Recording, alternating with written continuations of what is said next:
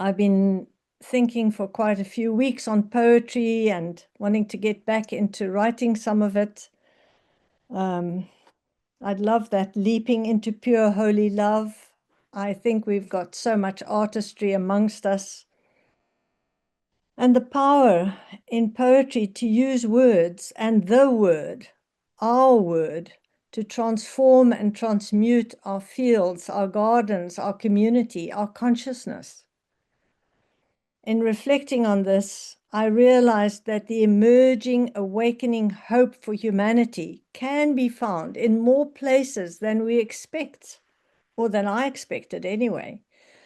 So on the 9th of July, when I was preparing for something in the civil society sector that I work, I realized that we were celebrating the renewal of the African Union, or the Organization of African Unity, that was established in 1963 and then re-established on the 9th of July 2002 in Durban in South Africa.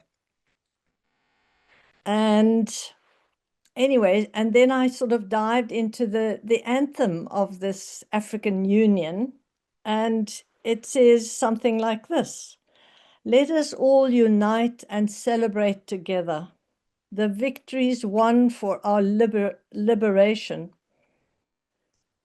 Let us dedicate ourselves to rise together, to defend our liberty and unity. Don't we all want that on the planet?" And then there's the most extraordinary chorus that says, "O sons and daughters of Africa, flesh of the sun and flesh of the sky, let us make Africa the tree of life." So anyway, I just felt renewed by that.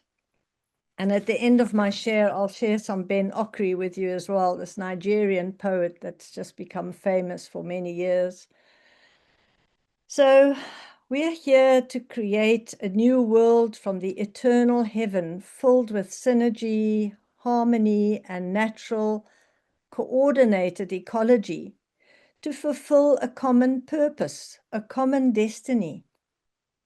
This powerful impulse has to be fueled by a courageous love, a dedicated love, and the highest love. And then I was thinking of meditation, and what does meditation mean for me?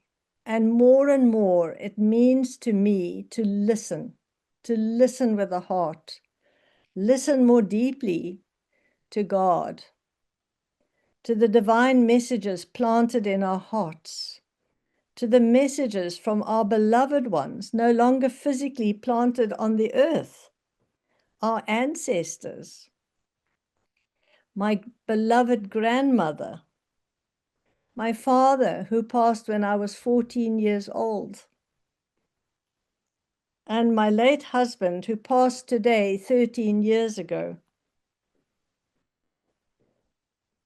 I want to say to you that we all have vibrationships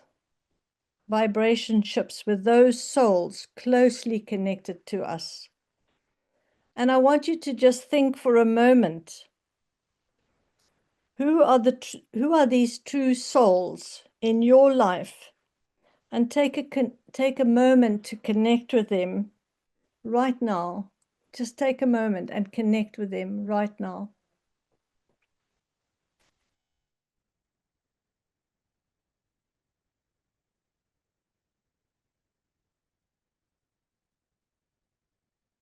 I think they are so much with us. Let's have our hearts in both fields, earthly and heavenly. We have a responsibility to proceed as if limitations don't exist. You can't rely on your eyes only when your superpowers of imagination, inspiration, and intuition are out of focus. So be here now. Stay blessed and grow the field. Stay in the mighty river of creation. Participate in this mighty river of creation.